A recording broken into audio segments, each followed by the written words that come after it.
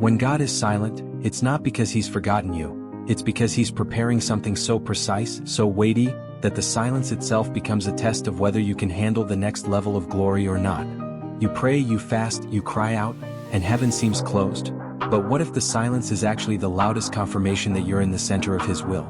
The enemy wants you to believe silence means absence, but God's silence is often strategic, not neglectful.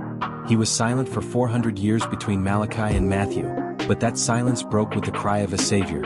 You see, when God is silent, he's secretly testing what you'll do with what he already said. Will you obey the last word or chase a new one out of desperation? This is the wilderness moment, the space between Egypt and the promised land, where what's inside of you is revealed, not because God doesn't know, but because you need to see it. Just like Deuteronomy 8 verse 2 says, he led them through the wilderness to humble them and reveal what was in their hearts. Silence is where idols are exposed.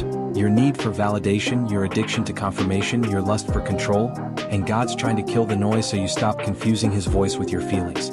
Sometimes the silence is protection. If God gave you the answer too soon, you'd worship the blessing and not the blesser. You'd move prematurely and sabotage what he's building in secret.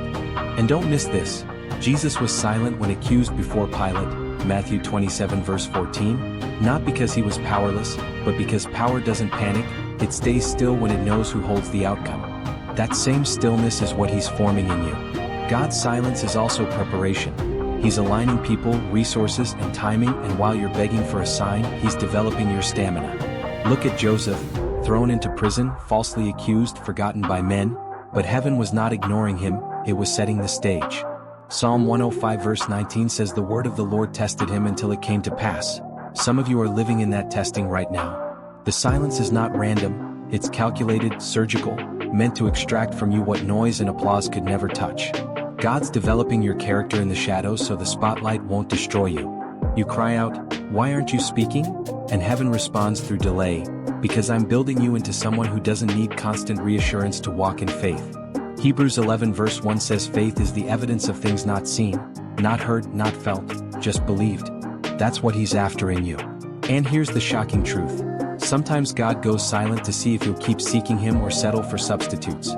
Will you binge Netflix to numb the ache, or will you sit in the stillness until revelation breaks through? This is the furnace of intimacy, the hidden classroom of spiritual maturity, and many miss it because they can't endure the quiet. But if you can survive the silence, you'll come out with a roar. Don't despise the season where heaven seems mute, because in reality, God is molding your identity, removing spiritual crutches, and preparing to release what your character, not your charisma, will sustain.